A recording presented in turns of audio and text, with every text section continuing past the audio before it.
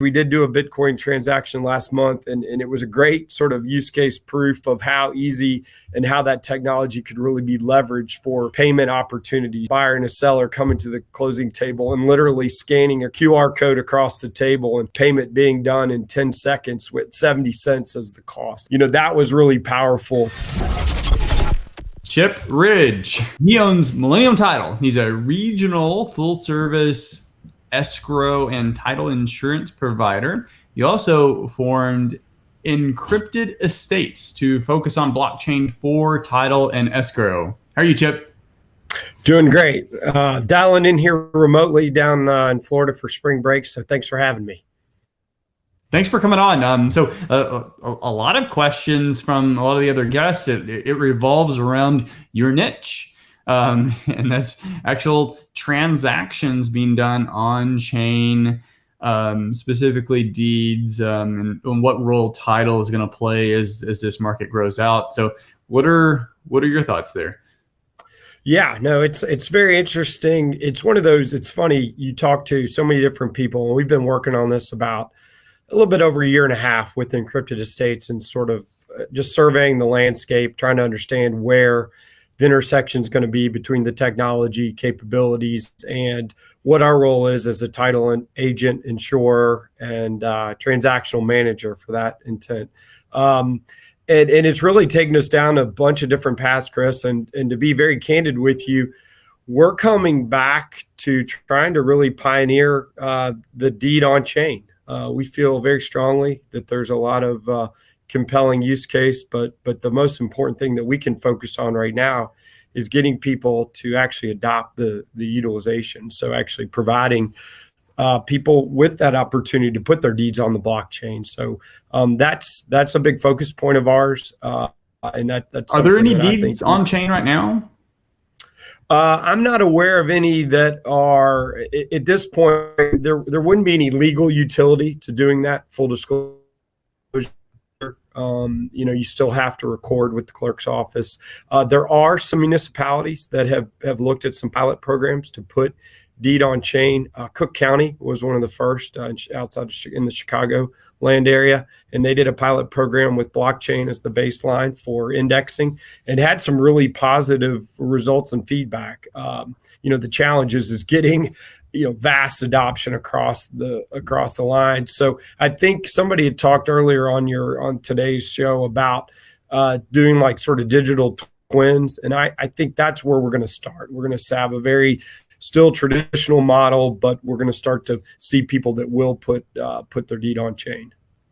Yeah, that's what I would imagine. It's essentially what we have now. We have digital twins in that physical at the county clerk, digital representation that you can pull online.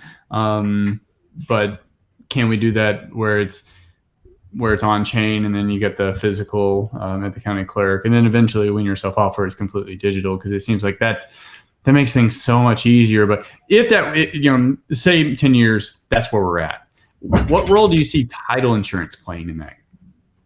Well, we're still going to be, I would suggest, because there's a lot of angst in the industry. I think there's a lot of people that are really concerned about, what ultimately happens. What if, deeds do go on chain? What if smart contracts become prevalent? Will that really minimize the value proposition of title insurance and so forth? Because if you think about it logically, if I put my deed on the blockchain, it's immutable. I can do sort of discovery, public discovery of everything. That Encrypted Estates. What is Encrypted Estates? What are you focusing on there? What's the objective, and how are you adding value to folks that are looking to do transactions that involve whether cryptocurrency or on chain or NFTs? Yeah, so we're looking at it. So we actually started sort of trying to do like the full cycle, and to be honest with you, I think that was just too big of a landscape to look at. So we're distilling it down, and we really have a couple paths. One on the on the payment rail system, we think there's a lot of opportunities through escrow. So using either Bitcoin, which we did do a Bitcoin transaction last month, and it was a great sort of use case proof of how easy and how that technology could really be leveraged for payment opportunities. So people who want to transact in Bitcoin using that, a buyer and a seller coming to the closing table and literally scanning a QR code across the table and payment being done in 10 seconds with 70 cents as the cost. I mean, that's where, that was really powerful to me as a doing this 20 years of dealing with wires, cashier's checks, and other payment systems. Did both buyer and seller use yes. digital? Yeah. So they agreed. They had, just so the audience knows, that everything was still negotiated in a dollar denominated contract. So it wasn't, there's a lot of sort of back and forth on, well, what if the crypto moves this way and this way and this way, in terms of the valuation. In this case, how did that final moment occur? Yeah. And was it just at the final moment, was it almost like you're trading currency, like a foreign currency where you want to make sure that you're getting, 1,000 euros versus you're sending, $1,500? Yeah, exactly. So what you do, Chris, is you'll just go in your wallet. And in this case, I think it was like 70-something thousand. It was an investment property in Kentucky. And that was what was due to the seller from the buyer directly. And he just plugged in the dollar denomination into his wallet and converted the Bitcoin and sent the Bitcoin to the seller for that amount. So it was okay. So it was direct. That wasn't in escrow. Yeah, exactly. And we do provide that service. We've got a partner where we can actually do the conversion for fiat. But this case, which was really powerful, is both buyer and seller wanted to exchange in Bitcoin. So they didn't have to leave. They didn't have to go into fiat. There wasn't any friction there. And so we'll still file all the documents with the clerk's office, and it still will be reported in a USD denominated transaction for taxing purposes. Correct. That's interesting. Love it. Yeah, well, it was really cool.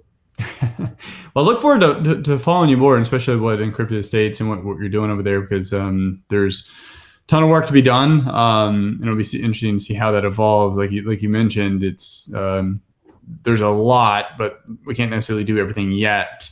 But those kind of transactions are very interesting to follow and seeing how folks adopt and react to them.